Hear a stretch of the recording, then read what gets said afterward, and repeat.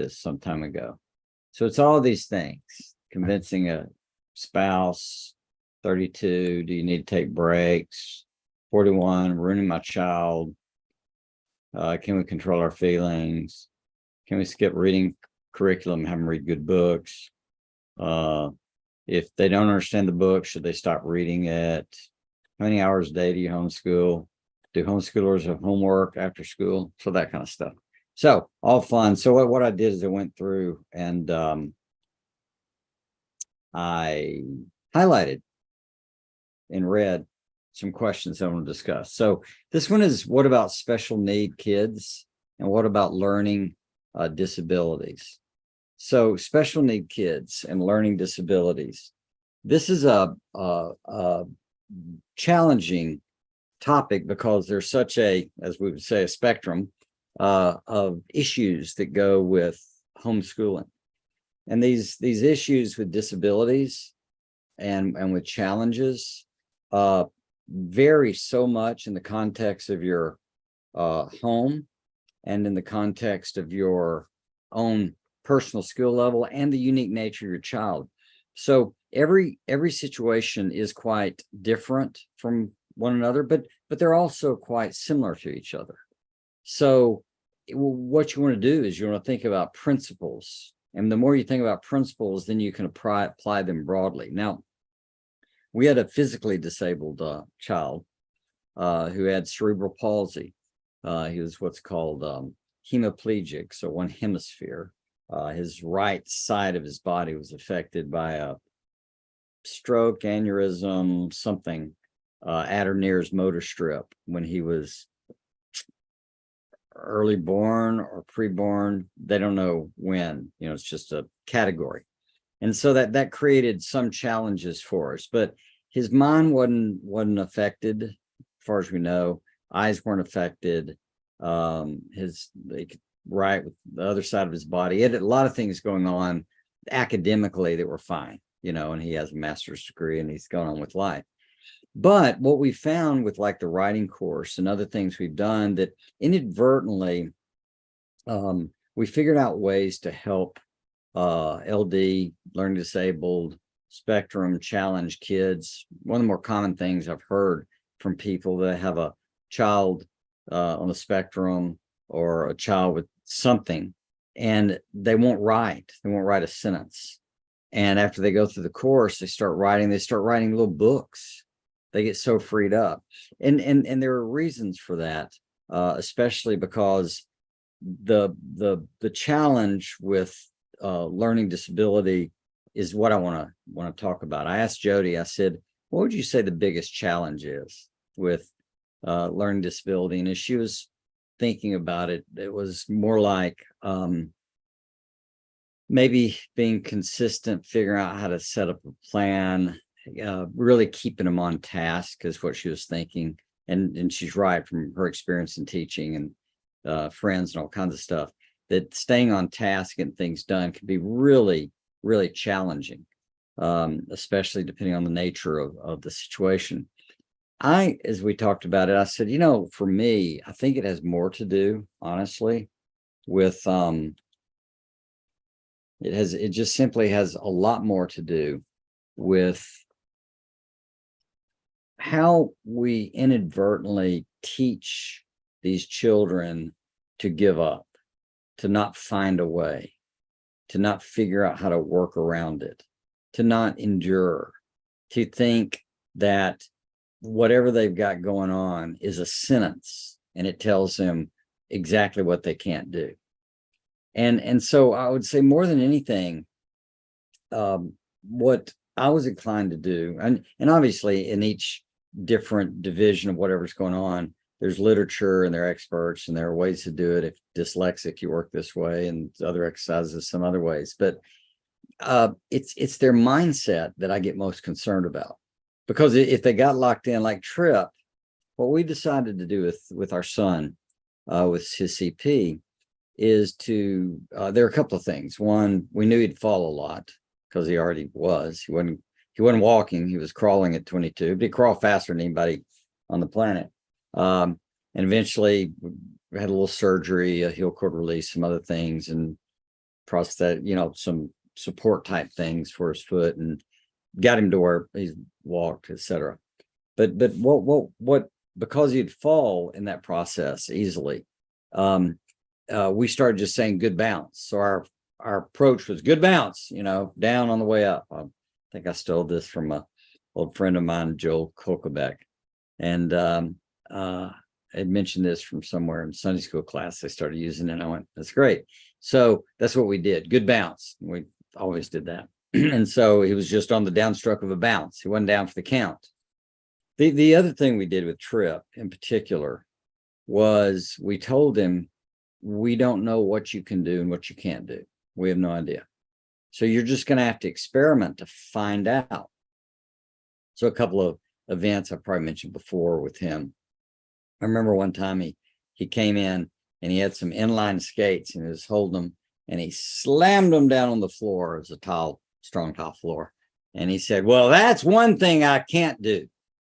And it was kind of funny and striking, but he just went, I tried it, I worked with it, and I went, man, that's not on my list anymore. And all of us have to do that. We all have to figure out what we can't do, in that way we're golden, because it allows focus. Limits create focus.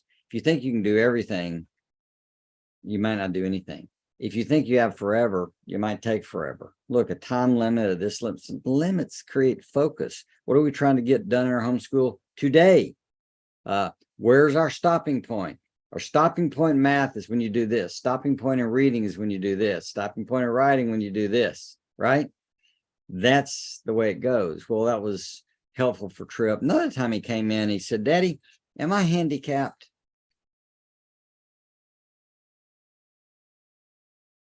I said, why are you asking that? Well, Andy said I was handicapped. So Andy was his friend, and his dad was a friend, and we were serving the leadership board in the church, and his elders. And so so he tells me this, and I said, of course you are. And he said, really? I said, what's this? I can't see anything. I'm handicapped too. We're all handicapped. Welcome to the club. Your handicaps are, as it were, or whatever you want to rename it, whatever challenge, has to do with, and I explained it to him, he knew it. Mine visual. Some people it might be IQ, experience, background, all this stuff. We all have stuff, all of us. And once we start blaming parents, society, context, state we live in, anything, we completely disempower ourselves, completely, the moment we do that. And so I look at all this and I go, what you want to do with LD stuff or spectrum and all is you want to have a mindset that you don't know how far the child can get. You don't want to be crazy, because look, if they have serious LD, they're probably not going to be a rocket scientist. That's not a game. But otherwise, we don't know how far they can go. And the way you want to think about it is not exactly having a goal for what they can do and should do. I mean, that's good to be self-sufficient, etc. But it's more like you want to have an ongoing goal or orientation of constant improvement. So if they're getting better, if they're not very verbal, but they're more verbal this month than last month, that's what you're looking for. If they weren't writing a word and then they're writing sentences, that's what you're looking for. It's constantly improving. We just want to adjust the actual goal or aim a bit, a smidge. So there's that constant stretch, and those stretches you stop and notice you made progress. We got somewhere. That's the proverbial game.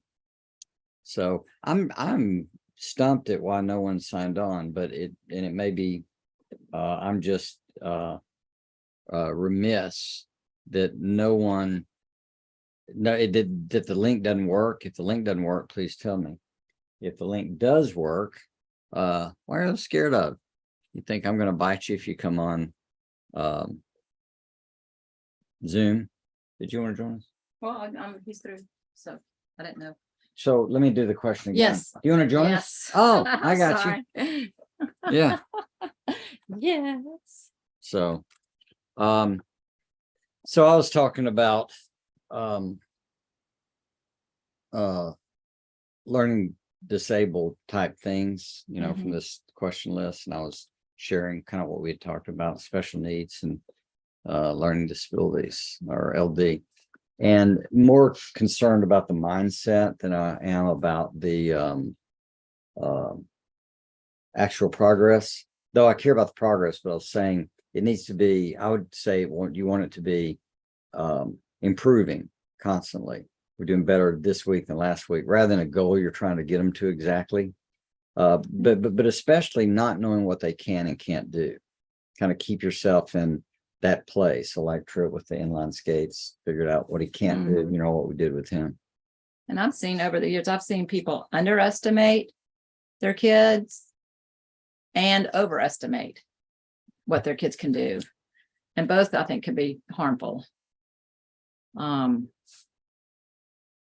So figuring out along the way, okay. You have an example?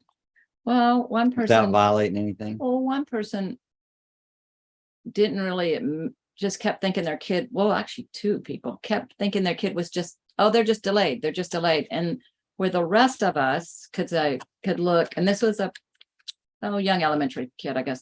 And you go, no, he's not. And she knew he had some physical disabilities at birth, some lack of oxygen and some stuff. And we're like, it's not just that he's just delayed.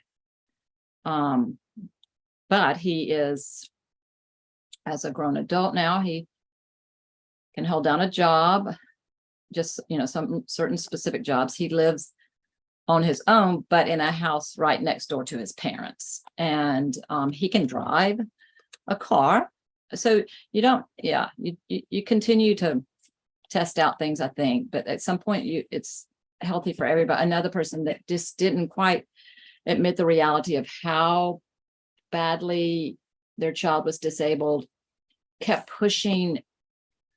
They just thought, if I can spend every waking moment of my day working with this child, I know they'll get somewhere. And that also then got that person to doing that with their older, there were five older children. No, a lot of older children. And they got the children involved in working with the kid too. So the whole family became around, well, if we can work all the time, really every available minute, then that'll help the kid get. And the reality was he had some permanent structural problems with his brain that were generating some of the issues that couldn't be overcome. Not that way. And not overcome, like Trip CP can't be overcome. He doesn't get well from it. Maybe we had enough faith he would, but by the same token, when he's weak and he's strong, it shaped his life.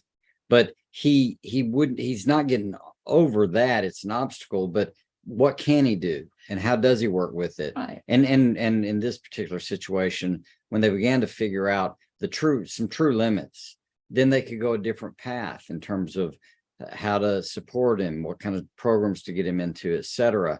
And their life is gloriously saner than it was, because they accepted reality. So we're always doing that. It's, we want to be we don't want to be limited by reality, but we still got to include it. We got to be guided by it. So we're trying to change things and make things happen.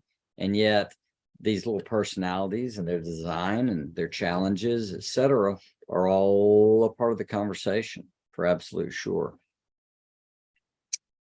So there's that piece. So somebody's listening to catch up.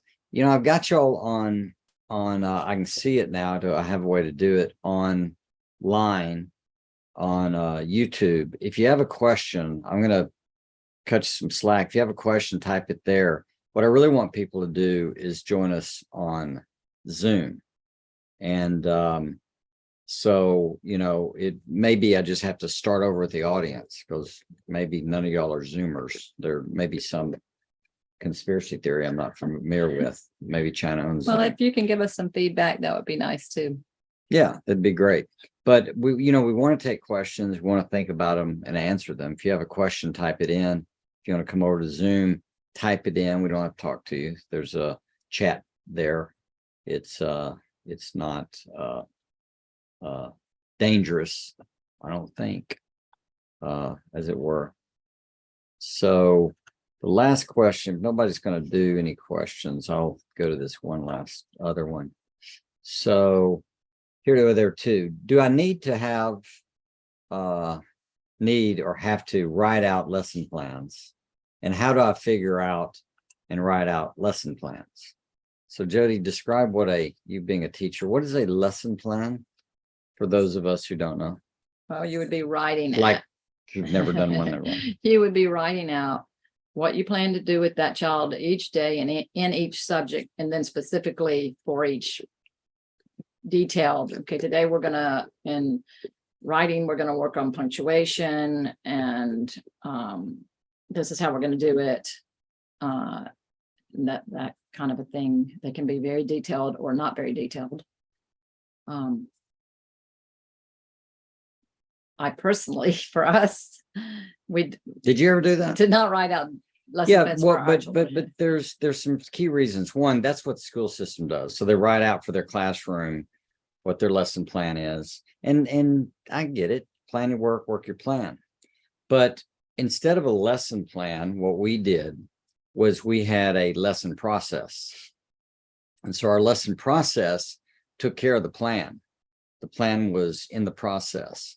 And so what we would do is start out the day with writing, and they'd write up to 3 pages. One time it was 1 page every other line. And then they get some feedback and do some corrections or some learning.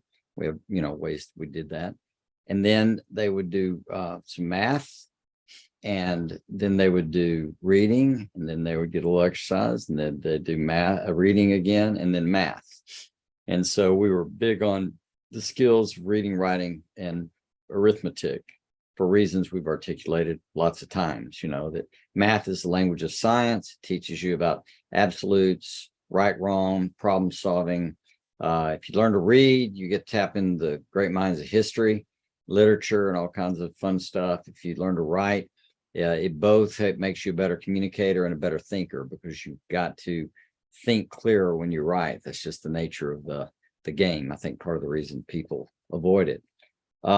So since we weren't competing with schools and we weren't trying to be the teachers, we decided we wanted to cause them to learn. We didn't want to teach them. We wanted them to teach themselves.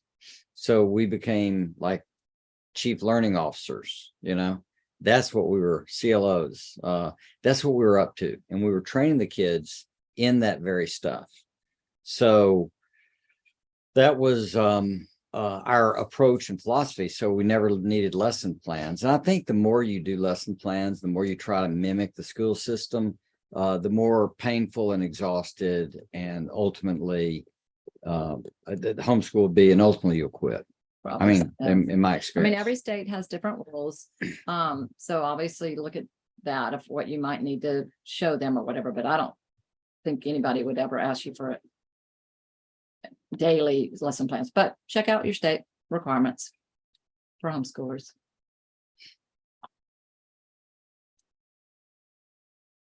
Right. So the passcode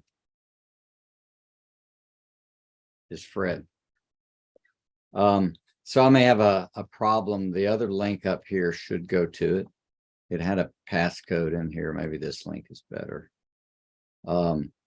So let me read these. I think I'm doing it the way Zoom says do it, but it's always learning curve. So happy to Zoom in future. Good. Can't see the messages. Not sure what that means. Should we be on Zoom? Yes. Can't see message. I'm on YouTube as well. Listening to you at 1.75 to catch up. That's cool. If they let you do that. Joining Zoom next time. Great. Any thoughts on the time between clutter and difficulty homeschooling?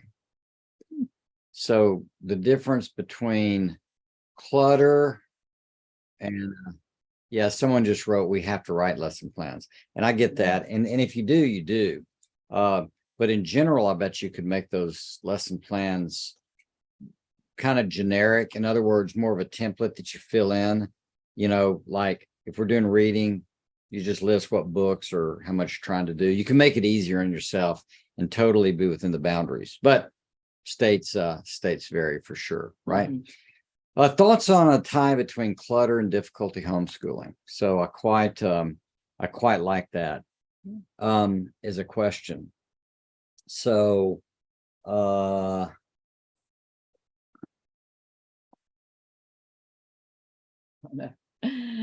don't think it's going to do He's it. trying to show you his Yeah, I'm study. trying to show you my desk and stuff I'm working on. So I have a fair bit of clutter. Now, as I was trained in my personality orientation, my clutter is from the diversity of communicators I'm using at any given time. So it depends on the project, but I still have to clean it up. So clutter does interfere. You can't think as cleanly. Just imagine reading a cluttered page. It's hard to do it because that works out to be like noise. The other ditch of obsessive neatness, I don't know, that seems like it's got its own problems. But I think I would look at the level to which the clutter interferes and then learn not to trick yourself. It was a challenge we always had because Jody and I would say on the overall meter are probably more towards the slob than some of our friends who I'd go over to a certain friend's house and they're so ordered. I'd move pictures around and change the soap dishes and just to keep them flexible. They couldn't invite me over. No, not really. But I do think it's amazing how much decluttering things matters, like decluttering your thinking, decluttering your language. But in your school, if all the clutter's out, it tends to be very distracting. And some of us have harder times like I do. When I was a kid, late high school and all the way through college, I would tend to study for exams somewhere else because my room would distract me so much. So I'm a fan of decluttering as much as you can. And I make that distinction. Declutter is different than clean, right? So at least declutter. And then from there, cleaning is rock and roll awesome, right? So I would say let's at least be ordered, decluttered. And Yeah. then if we can clean, it's all the better. What were you thinking? Oh, I was just thinking if you had, I've seen some people's houses where they're having to move piles several times a day to like, okay, I need to work here, so I'm going to move this pile here, and then it goes back there, and it just there's a lot of energy that goes into that, mental energy, physical energy. So yeah. Well, and just imagine, sorry, you sparked a thought. Imagine a child working on math. They get through their math, sort of, they still got some left, let's say, and they put it off to the side, and then they got a book, but the math's over there talking to them. This is sort of why we've always now put away one thing and let's get out the other. So that's all that's in front of you, because that's the nature of the game. I can tell you how to declutter your house. I know a foolproof way. It works 100% of the time. It is not as painful as you would think. It's healthier for your family. It doesn't make you have to visualize world peace or set up a big lesson plan for a decluttering plan or anything.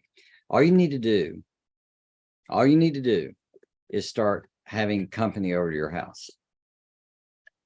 Have them over every week, every few days, have people over. If you have a problem with the homeschooling room being decluttered, be sure that when they come over, you have to show them the homeschooling room. Because there's this shocking phenomenon where people, if they have people over, will straighten up their house. My mother, she was on that OCD side. Mom, in her philosophy, was, I need to be ready to sell this house any day. She didn't. She had it for forever. But her mindset was, it needs to be showable. And it always was, wasn't it? Yeah. Oh, Yeah. gosh, yes. Yeah, it's crazy. So there's a clutter thought. Let's see what else we got here. Just joining advice on young adult daughter is beginning to starve herself. Very concerning. Yeah, we've had a good bit of work with this kind of thing. I'd need to know a little more detail about starving herself and what the motives are and what her weight is and what the range is. But let me just make an assumption. Okay, let's say she's got something going on. It's most likely, there's debate about this, that some of these things are related to wanting control, like they don't have control of their life, and this is something they can control. Maybe I wouldn't deny that. Humans are a little different in how they think about things. People I've worked with, usually it might be that, or it could be relational, something about relationships. And so they have in their mind a mentality that if I don't look right, nobody will like me. So that's a thing. Or just a physical appearance is not exactly relational, but is a disapproval type thing. That is relational, but it's not about closeness. It's just about not being rejected. It's kind of the other side of the coin. So, all I can say, I mean, we went through a similar thing with Laura, but I was able to reason it through with her and understand what was going on with Laura. She had quit eating meat, and I found out the reason was she thought all animals had souls, like Bambi. And as a result, she was trying to save animals from being killed by not eating meat. And she came and showed me the Bible, how they didn't eat meat in Genesis. And unfortunately, she didn't know I had read the Bible. And so I then showed her some other things. Noah allowed to, Jesus made fish for breakfast. Peter, big sheet comes down. You can eat any of this stuff. It's clean. And had her, just have a different mindset, especially around, are they really souls or really saving lives that way, etc. And anyway, she got golden the next day. But I would, the sooner, if you really know something's going on, the sooner you can get help, the better, because it really is an illusion, dysfunction about how they see reality. And you got to get into range, for height and weight, what should you be at? And you go far enough, besides, I mean, obviously it can, on the extreme, affect death, but it can affect reproductive abilities and other stuff. There are all kinds of things that starving the body is bad for. And by the way, I'd have a similar burden about obesity too. If your children are obese, that is loaded with health problems. And so learning to help our kids eat, I mean, honestly, it's about caloric density, and you got to eat some dense foods if you want to gain weight. You got to stay away from dense foods if you want to lose weight. And what we're trying to do as much as we can, the less processed junk we can have, the better. We weren't great at it, but we got better at it. But kind of the idea was to have a junky night, pizza and ice cream, whatever night. So we had that. We don't want to make the kids weird. But for the most part, we worked on, battled, struggled on trying to figure out how to make like nutritional things taste okay. Not exactly the same question. On this question, I'd get help. Yeah. And the help ultimately is going to figure out what's going on, emotionally with your daughter. And then from there, it's going to have some objectivity. Like, what do you weigh? What do you need to weigh? What'd you eat? You're going to have to learn to do that. And we've had lots of friends, good friends, that have gone through this and have overcome it. It's always kind of in the undercurrent, but they can get better, for absolute sure. But yeah, they need professional help. Yeah, some kind. Yeah. So let's see. Any other questions? Let's see. Keep them flexible. Is that what my husband is doing when he flouts the clearly request rule to put dirty dishes in the dishwasher? When the sign even says dirty. Put the dirty. What now? He doesn't put them in. That's hilarious. Preach, have company over, we'll do it. Yeah, I'm telling you, if you have company over, you are going to clean up your house. At least most of your Congratulations. house. You might And- have one and- room you dump in. And by the way, really cluttered homes, that's part of the trick. They don't let anybody in. They don't see people. They That don't. is true. Company legit. That's what we do at least once a week. Have guests. Yeah. And by the way, your kids need to know how to entertain, how to interact, how to enjoy people. Fred was always good about, look, everything has a place. And what's the little phrase? And you put it in its place, but what's the Place for everything. Everything is place. right? I was a little different about that because I don't like that. I mean, I just found I had to do it with my attention deficit. Oh, squirrel problems. I could lose things, not pay attention, whatever. And so what we started doing, actually, we learned you need a place and a backup place, 2 places. One time, Jody, while I was out of town, inadvertently lost the very expensive electrical keys to my Tundra. And, and we found them, but she was not a happy camper about it. And so part of it is she would come in and put things down different places. So we started having, all right, her purse and all goes in this place in the kitchen, a little desktop, whatever area. And then there's a backup place. So the kids could always, whether if they found her phone, they return it to them. We had, look, put these things we know about in their places, keys, purse, whatever. If somebody gets distracted, I mean, you're carrying in babies and groceries and all, you put it anywhere.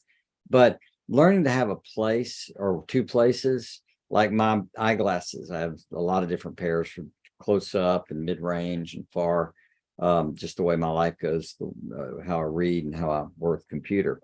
But I have a place in the back of the house where they go and a place in here. I just have places where they go. And so a place for everything in place, that's part of the trick, getting things in the right folders. I mean, honestly, if you want to simplify your life, make a list if you like lists, and on your list, put a little parenthesis of a folder where you put the stuff related to that in, and you get a little filing cabinet, little folders. And so they're dejunked, and you see your list. And when you need to work on the thing, you pull it out, just like, taxes. We have a tax folder. Otherwise, it's tax folder up. You'll find that little simple approach probably to be pretty helpful. Yeah, if you're not able to find what you need to find when you need it, figure out, sit down, spend a few minutes. Okay, how can we solve this? What's a system of organization that will help us? I'd rather you take off a day of school and try to figure out some of those things, and then that'll save you so much time and energy. Makes glorious sense to me. All right, any last question? You can type it on YouTube. I do have the ability to see it now, but oh, you're delayed. I thought, what are you looking at? Yeah, so any final question? I mean, I think these kind of topics, strange enough, in my experience, if you can just get a little insight, just one little thing can make a huge difference. I was thinking today about the problem of note taking in college, and what I found for a while, I'd take every single note, or tried to, and then I studied it and found out that's not a good way to learn, because you're not thinking anymore. And so I started taking more outline notes, and it made me incredibly more efficient in what I was doing. So you get a little nudge, a little insight, and if you can tweak something just that much, it can affect everything. You sort of, in systems thinking, you can't change just one thing. So like I said, if you want a less cluttered house, start having people over. Could just be coffee, tea, a visit, doesn't matter. But if you start having people over, it sets a standard, because you don't want to be cluttered. The kids learn about not being cluttered, etc. And it's a fun game, as we all try to stumble in the right direction. So anyway, all right, this has been loads of fun. I hope you found it helpful. Please pass it along, let people know. And we'll be back next week. And if you're on our mailing list, you can always mail us questions. If you want to get on it, go to independenthomeschool.com and sign up for our free videos, and that'll put you in the system, and you'll get updates to remind you about this. Anyway, God bless. Hope this was a help. Have a good week.